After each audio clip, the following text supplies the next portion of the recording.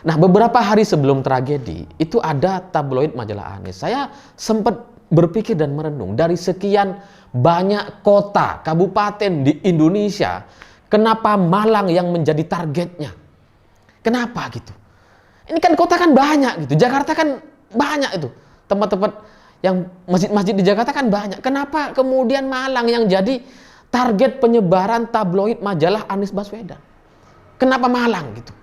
Kenapa setelah itu kemudian ada tragedi di Stadion Kanjuruhan Malang gitu?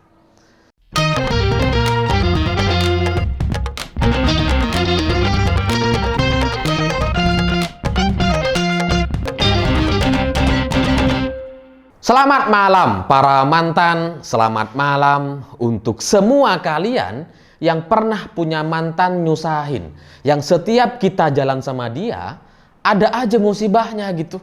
Mulai dari ban sepeda kempes, dompet ketinggalan, HP hilang gitu ya. Ada aja masalahnya.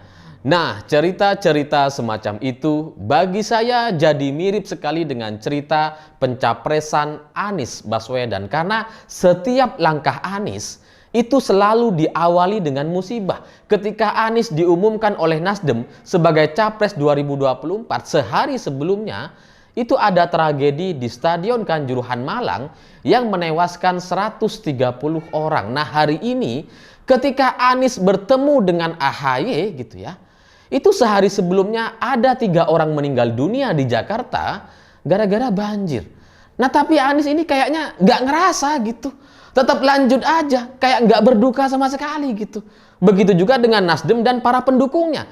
Ketika satu Indonesia, seluruh dunia sedang berduka gara-gara ada korban tragedi di Stadion Kanjuruhan Malang, ini Nasdem tetap dengan pencapresannya gitu. Ya meskipun katanya ketika di awal acara mereka berdoa bersama, tapi kan tetap saja gitu.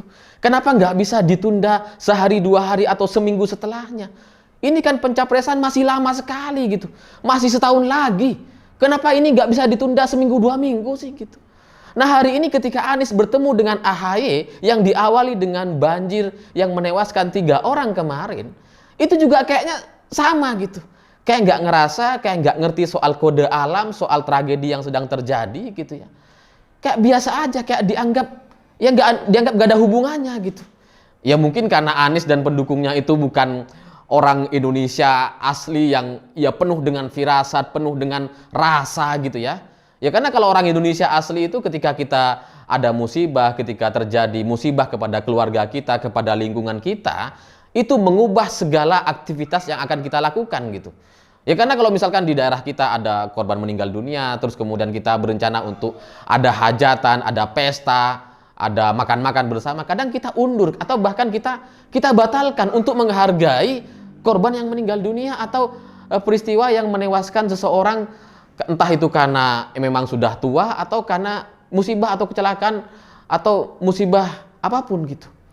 Nah, tapi di Jakarta, di Anies Baswedan, di Nasdem dan para pendukungnya itu kayak nggak ngerti dengan situasi yang seperti ini. Apa mungkin karena mereka kurang Nusantara gitu ya? Apa karena mereka masih menganut adat-adat Timur Tengah misalkan gitu ya? Atau seperti apa gitu? Kenapa ini nggak menjadi pertimbangan gitu? Ya memang sih, ini kebetulan saja gitu ya. Tapi kalau 2 kali terjadi, ini mestinya menjadi evaluasi dan introspeksi diri gitu. Kalau sekali terjadi mungkin kebetulan, tapi ini 2 kali. Kenapa kalian nggak berkaca, nggak mawas diri gitu? Setiap langkah Anies selalu diawali dengan musibah. Jangan-jangan nanti ketika Anies bertemu dengan PKS, itu juga akan diawali dengan musibah yang sama lagi. Jangan-jangan gitu ya. Kita berharap nggak ada terjadi. Tapi kalau sampai terjadi lagi, itu karena kalian nggak mengerti, nggak mau belajar dan nggak mau mawas diri. Makanya terjadi lagi musibahnya gitu. Ya meskipun pada akhirnya kalian akan bilang bahwa banjir di Jakarta itu selalu terjadi. Sejak beberapa tahun lalu selalu terjadi. Mulai dari Volker, Jokowi, Ahok, Jarot sampai Anies juga terjadi. Dari dulu. Nggak cuma zaman Anies, memang iya. Tapi ini bukan cuma soal banjir gitu. Ini soal musibah, soal 3 orang meninggal dunia gara-gara banjir. Nah mestinya ini menjadi fokus perhatian gitu. Ya Kenapa kita nggak evaluasi, cari tahu dulu apa masalahnya gitu ya? Kenapa kemudian ada pagar tembok yang roboh gitu, kemudian menewaskan 3 orang? Kenapa ini nggak dikaji dulu? Kenapa kemudian itu seolah-olah cuma soal 3 orang, soal 30 RT yang terendam banjir dan itu not even 1% katanya, kata Anies gitu ya. Kenapa kita jadi lompat dan bicara soal angka, padahal ini soal nyawa manusia, ini bukan soal angkanya gitu. Meskipun belakangan setelah saya coba cari tahu, ternyata angkanya juga salah. Enggak 30 ternyata, tapi 46 RT yang terendam banjir di Jakarta. Kemarin gitu ya, bukan yang tahun lalu dan tahun sebelumnya. Baru kemarin nih, 46. Tapi sama Anies disingkat menjadi 30. Ini 30 RT yang terendam banjir. Sementara di Jakarta ada 30.000 RT. Not even 1% katanya. Nah kalau kita mau bicara soal persen, 3 orang meninggal dunia, itu juga nggak nyampe 1% warga Jakarta. Tapi tetap saja, ini soal nyawa, ini soal situasi, kondisi masyarakat Jakarta. Kenapa ini nggak jadi fokus perhatian gitu? Kenapa malah sibuk dengan copras-capresnya? Ya padahal kalau ketemu sama AHY kan bisa aja ditunda minggu depan, komunikasi via Zoom, via telepon misalkan bisa aja. Kenapa tetap dengan pesta-pesta, dengan fokus media kepada pencapresan Anies AHY? Kenapa gitu? Kenapa soal 3 orang meninggal dunia ini nggak diberi ruang untuk berbelasungkawa, untuk berduka? Dianggap seolah-olah nggak ada. Karena yang terendam cuma 30 RT, not even 1%. Ya kalau kita bicara soal persen, repot gitu. Padahal ini soal tragedi, soal nyawa manusia yang hilang gara-gara banjir. Apalagi Anies kemudian bicara soal banjir itu bukan permasalahan utama di Jakarta katanya. Ini kayak mau ditutup-tutupi gitu. Seolah-olah nggak pernah terjadi gitu. Seolah-olah Anies itu tetap ingin lanjut dengan pencapresannya, dengan isu pencapresannya, dan ingin melupakan banjir seolah-olah tidak pernah ada di Jakarta. Seolah-olah ini masalah yang bukan masalah utama, karena masalah utamanya adalah biaya hidup yang tinggi, soal pendidikan, kesehatan, dan lapangan pekerjaan katanya. Ya saya terus terang heran dan bingung gitu ya. Bicara sama orang cerdas kayak Anies ini emang repot. Kita harus muter-muter gitu. Kalau kita nggak bisa berpikir panjang, kita akan mengiyakan, oh iya ya, masalah banjir di Jakarta itu bukan masalah utama. Akan dibenarkan gitu. Ya, tapi kalau setelah kita pikirkan lagi, kita coba renungkan, kita akhirnya menemukan satu jawaban. Kenapa banjir di Jakarta bukan masalah utama? Ya karena di Indonesia itu nggak sepanjang tahun banjir, nggak sepanjang tahun hujan gitu. Sementara banjir di Jakarta hanya terjadi ketika hujan. Ketika musim kemarau ya nggak ada banjir gitu. Nah kalau kemudian Anies bilang ini bukan masalah utama, ya memang bukan masalah sehari-hari karena emang nggak sepanjang tahun kita banjir gitu. Jadi kalau mau dibandingkan dengan biaya hidup, kemudian lapangan pekerjaan, biaya pendidikan dan kesehatan yang semestinya memang menjadi masalah utama sehari-hari manusia gitu ya. Ya biaya hidup itu kan sehari-hari. Mau kita corona, pandemi, PPKM, lockdown, PSBB, apapun itu tetap aja ada biaya hidup yang harus kita bayar gitu. Ya itu nggak sebanding dengan banjir. Karena banjir cuma ada pas musim hujan. Ya tapi kalau kita lihat di setiap musim hujan pasti ada banjir. Ini kan menjadi permasalahan yang semestinya harus kita pikirkan secara serius gitu. Bukan malah mengenyampingkan dan bilang ini bukan masalah utama. Padahal gara-gara banjir ini, itu lapangan pekerjaan menjadi bermasalah gitu. Karena sebagian orang jadi nggak bisa jualan, nggak bisa masuk kantor dan sebagainya. Pendidikan juga sama, membuat banyak siswa itu nggak bisa masuk sekolah karena ada banjir gitu. Ini kan menjadi masalah utama semestinya gitu. Tapi dianggap nggak pernah ada karena nggak bisa diselesaikan sama Anies gitu ya. Karena ketika dia mencoba menyelesaikan masalah banjir, ternyata nggak berfungsi. Gitu. Ketika dia bikin sumur resapan, zero run off katanya. Jadi kepada warga masyarakat Jakarta, kita harus menangkap air. Ketika air masuk ke dalam rumah kita harus tangkap. Jangan kita biarkan keluar. Karena kalau kita biarkan keluar, itu kita akan menyumbang air keluar. Jadi kita harus tangkap. Caranya gimana? Sumur resapan. Ya tapi ternyata sumur resapannya kan nggak berfungsi gitu. Karena sumurnya nggak meresap air. cuma meresap anggaran, ngerap anggaran. Zero runoff yang digaung-gaungkan oleh Anies Baswedan juga ternyata membuat banyak RT jadinya terendam banjir. Banjir itu zero runoff tuh. Ya karena airnya nggak keluar kemana-mana, nggak lari kemana-mana, cuma di rumahnya, tapi rumahnya banjir. Nah, dari sini kan akhirnya kelihatan bahwa sebenarnya Anies mencoba menyelesaikan permasalahan banjir, tapi nggak selesai gitu. Nah karena nggak selesai, kemudian dianggap ini bukan masalah utama. Inilah memang kalau kita menghadapi orang-orang cerdas kayak gini gitu ya. Bicaranya tuh muter-muter mencari pembenaran. Padahal masalah yang terjadi di lapangan nggak pernah selesai dengan tata kata, dengan ide-ide yang luar biasa dari Anies Baswedan. Ya sekali lagi ini soal musibah, soal 3 orang yang meninggal dunia dan kita berduka apalagi ini gara-gara banjir. Dan setahu saya menurut berita-berita itu kan lokasi tempat kejadian ini kan itu hanya 1 kilometer dari rumah Anies Baswedan gitu ya. Sehingga mestinya ini menjadi fokus perhatian, menjadi fokus permasalahan yang harus diselesaikan oleh Anies setidaknya minggu ini gitu. Apa yang menyebabkan ada pagar roboh, banjirnya seperti apa yang harus dilakukan, bagaimana cara penanggulangannya, bagaimana supaya ini tidak terjadi ke depan, kan itu yang harus dipikirkan oleh Anies hari ini gitu. Bukan malah ketemu-ketemu dengan AHY gitu. Ya tapi kalau Anies tetap ketemu dengan AHY, tetap deklarasi, tetap yel-yel Anies AHY, yel Anies AHY.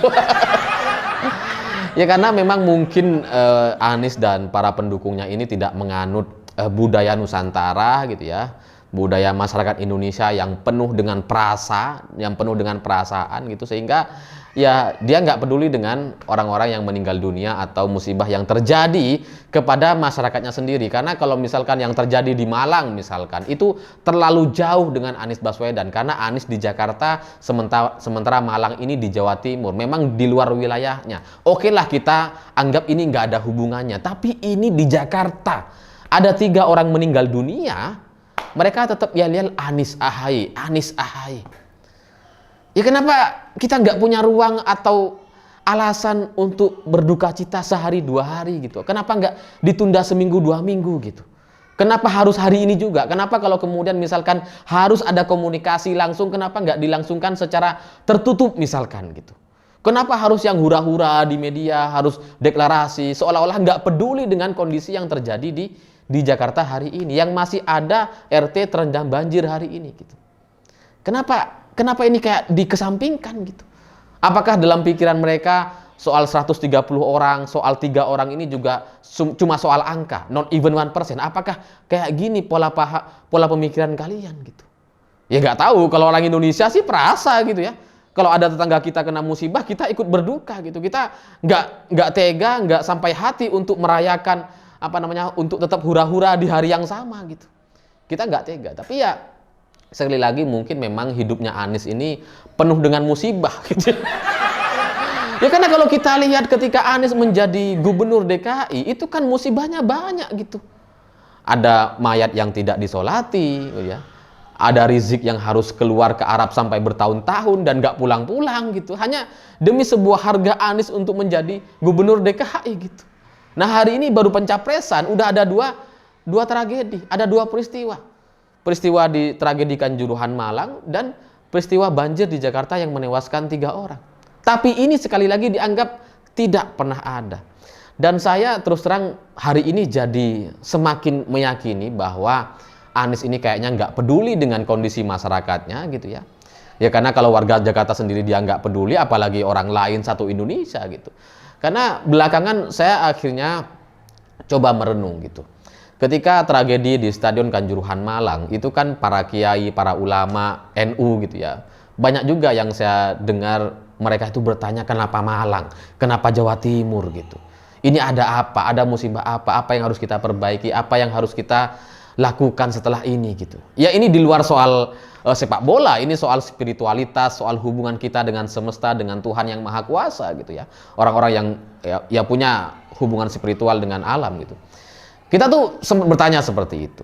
Tapi setelah saya coba renungkan, beberapa hari sebelum tragedi, itu di masjid-masjid di Malang, disebar tabloid-tabloid Anies Baswedan dalam rangka kampanye. Kampanye menyasar masjid-masjid. Ini udah nggak bener memang gitu. Masjid kok jadi tempat ajang kampanye gitu ya. Nah, beberapa hari sebelum tragedi, itu ada tabloid majalah Anies. Saya sempat berpikir dan merenung, dari sekian banyak kota, kabupaten di Indonesia, kenapa Malang yang menjadi targetnya? Kenapa gitu? Ini kan kota kan banyak gitu, Jakarta kan banyak itu, tempat-tempat yang masjid-masjid di Jakarta kan banyak. Kenapa kemudian Malang yang jadi target penyebaran tabloid majalah Anies Baswedan? Kenapa Malang gitu? Kenapa setelah itu kemudian ada tragedi di Stadion Kanjuruhan Malang gitu? Mungkin bagi sebagian orang ini kebetulan belaka, ini hanya kebetulan, anggap saja itu gak ada hubungannya. Tapi Anies kan mestinya tahu gitu ketika relawannya menyasar masjid-masjid di Malang dengan tabloid dan majalah-majalahnya, lalu kemudian terjadi tragedi 130 orang meninggal dunia di Stadion Kanjuruhan gitu ya. Anies dengan Nasdem tetap melanjutkan deklarasinya, seolah-olah semesta ingin menunjukkan bahwa Anies gak peduli dengan Malang, meskipun Malang menjadi target utama dari penyebaran tabloid-tabloid Anies Baswedan. Saya merasa bahwa ini adalah sebuah pelajaran dan teguran kepada kita semua gitu, bahwa Anies ini emang gak peduli sama kita, dia cuma peduli sama dirinya sendiri gitu, sama pencapresannya, sama dirinya sebagai pembuktian mungkin gitu ya.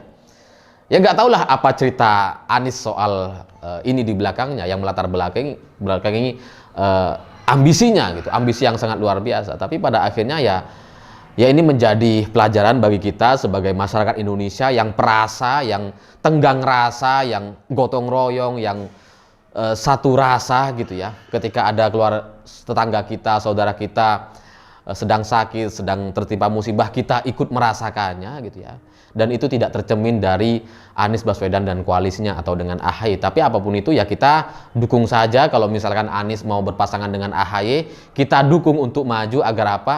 Agar ya mudah dikalahkan.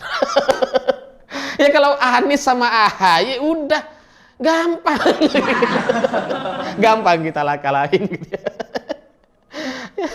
Ya saya pikir itu, terima kasih sudah menonton. Untuk terakhir kalinya saya tidak ada maksud untuk tertawa di atas duka, tapi ini beberapa hal memang layak untuk kita tertawakan, untuk menyadarkan banyak orang terkait Anies Baswedan. Saya pikir itu, terima kasih sudah menonton. Begitulah kura-kura.